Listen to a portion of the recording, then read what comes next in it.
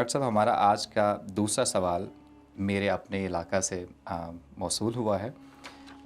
سفیر احمد جلالی صاحب ہیں، انہوں نے ڈسکا سے ہمیں لکھتے ہیں کہ سب سے پہلے تو پروگرام پہ ہمیں مبارکباد پیش کرتے ہیں، کہتے ہیں کہ آپ کا پروگرام پکار جو ہے ہم آپ کی پوری ٹیم کو بہت بہت زیادہ مبارکباد پیش کرتے ہیں، کیونکہ ایک مسلمان کی حیثیت سے ہمارا ہر لمحہ ہر کام اسی طرح کی دعاؤں سے شروع ہونا چاہیے اور ختم بھی ہونا چاہیے۔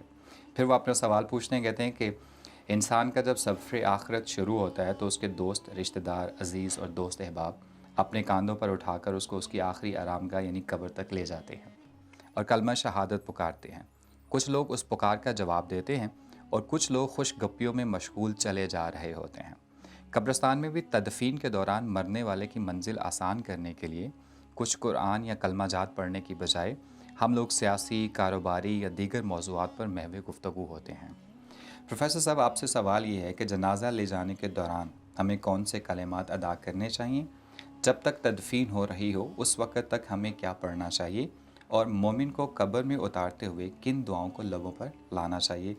آپ سے درخواست ہے تھوڑی تفصیل فرما دیجیے گا، شکریہ۔ یہ سوال بڑا بنیادی سوال ہے، اس لیے کہ ہر ہر مسلمان کو مسلمان اس میں سفر سے آخرت گزرتا ہے، بے شک۔ جو ہے وہ درپیش ہے۔ قرآن پاک میں بھی اللہ کریم فرماتے ہیں کل نفس ذائقۃ ذائقۃ الموت، الموت۔ اور اپنے عزیز و اقارب میں انسان اپنے والدین، بہن بھائی، بعض کا تعلقات، دیگر اہل ایمان جو ہے ان کو سفر آخرت کے لیے روانہ کیا جاتا ہے۔ اور حضور علیہ الصلوۃ والسلام کا صلی اللہ فرمان علیہ بھی ہے وسلم۔ کہ ایک مومن کے دوسرے مومن پر 6 حقوق ہیں۔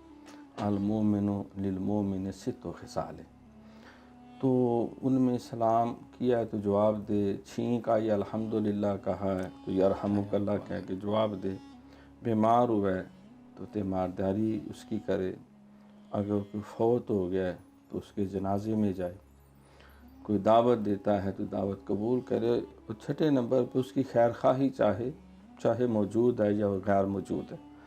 تو یہ نماز جنازہ یہ فرض کفایہ ہے کہ اہل محلہ سے، عزیز و اقارب میں سے اگر کچھ لوگ شامل ہو جاتے ہیں تو باقیوں کی طرف سے بھی یہ فرض ادا ہو جاتا ہے۔ بے شک۔ تو نماز جنازہ یہ تہذیب حجازی بھی ہے، حضور علیہ الصلوۃ صلی والسلام کی اللہ علیہ سنت بھی وسلم۔ ہے، اور مرنے والے کا ہم پہ حق بھی ہے۔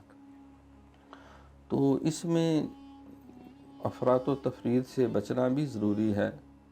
بعض جو ہے وہ اللہ معاف فرمائے وہ جنازے کے ساتھ بینڈ والے جس طرح بارات جاتی ہے وہ لے جاتے ہیں، بعض دیہاتوں میں ڈھول بجانے والے بھی ساتھ ہوتے ہیں، اور بھی اس طرح کی کئی لوگوں نے اپنے پاس سے جو ہے وہ ناپسندیدہ امور جو ہیں وہ اس میں شامل کر رکھے ہیں۔ باقی رہا اللہ کے ذکر کا تعلق، تو یہ تو قرآن مقدس میں کم و بیش 1000 سے زیادہ دفعہ آیات مختلف انداز میں اللہ نے ذکر کرنے کی فرمائی۔ وَاذْكُرُوا اللَّهَ كَثِيرًا لَعَلَّكُمْ بے تُفْلِحُونَ، شک۔ تم کثرت سے اللہ کا ذکر کرو تاکہ تم کامیاب ہو جاؤ۔ اور یہ بھی فرمایا کہ فَاذْكُرُونِي أَذْكُرْكُمْ، سبحان تم اللہ۔ میرا ذکر کرو میں تمہارا ذکر کروں گا۔ بے شک۔ الا بذکر اللہ تطمئن القلوب، خبردار اللہ کے ذکر سے دلوں کو اطمینان سکون ملتا ہے۔ ملتا ہے، بے شک۔ لیکن اس کے بھی آداب ہیں، شرائط ہیں، طریقہ کار ہے۔ یہ نہیں ہے کہ کوئی شخص نماز پڑھ رہا ہے یا باجماعت نماز ہو رہی ہے اور کوئی پیچھے بیٹھ کے اونچی اونچی تلاوت شروع کر دے یا ذکر شروع کر دے، جس سے ان لوگوں کی نماز میں اور اس فرض کی ادائیگی میں خلل واقع ہو۔ پیدا۔ جمعہ کا خطبہ ہو رہا ہے اور پیچھے اونچا اونچا ذکر شروع کر دے، تلاوت ہی کیوں نہ ہو، تو نہیں، وہ موقع خاموش رہنے کا ہے۔ اذا قرئ القرآن فاستمعوا له وانصتوا لعلکم ترحمون، فرمایا جب قرآن پڑھا جا رہا ہو تو خاموش رہا کرو اور دھیان سے سنا کرو، لعلکم ترحمون، تاکہ تمہارے اوپر رحم کیا جائے۔ تو نماز جنازہ جو ہے اکثر یہ دیکھنے میں آیا ہے کہ بعض لوگ جو ہیں وہ بلند آواز میں کلمہ طیبہ کا ورد کرتے ہیں، بعض بلند آواز میں درود شریف پڑھتے ہیں، بعض جو ہیں وہ نعتیں بھی اونچی اونچی پڑھتے ہیں کہ اس بندے کو نعتیں بڑی پسند تھیں۔ وہ تو اپنی زندگی کا نظام گزار کے چلا گیا۔ اب ہم جو شریعت کے پابند ہیں، ہمیں ہر عمل سنت اور شریعت کے مطابق کرنا ہے۔ چاہیے، بے شک۔ کیونکہ اللہ تعالیٰ نے کلام پاک فرمایا کہ ولا تکسب کل نفس الا علیہا ولا تازر وازرۃ وزر اخری، کہ کوئی جو ہے وہ کسی دوسرے کا بوجھ اٹھانے والا نہیں ہے. انسان جو کماتا ہے وہ اس کا خود ہی صلہ اس کو ملتا ہے. بے شک. لہا ما کسبت و علیہا ما اکتسبت. سیدہ عائشہ صدیقہ رضی اللہ عنہا ان سے روایت ہے، اور غالباً حضرت عبداللہ بن مسعود رضی اللہ تعالیٰ عنہ، صلی اللہ تعالیٰ. کہ اسی طرح کوئی جنازے کی موقع تھا، کوئی تدفین کا موقع تھا، کچھ لوگ ناپسندیدہ طریقے سے رو رہے تھے، جسے کہتے ہیں نوحہ کرنا یا بیان کرنا. تو کسی نے کہا کہ بھئی بات یہ ہے کہ اس سے میت کو تکلیف ہوتی ہے، تم نوحہ کرنے کی بجائے، بیان کرنے کی بجائے کوئی اللہ کا ذکر کرو یا خاموش رہو.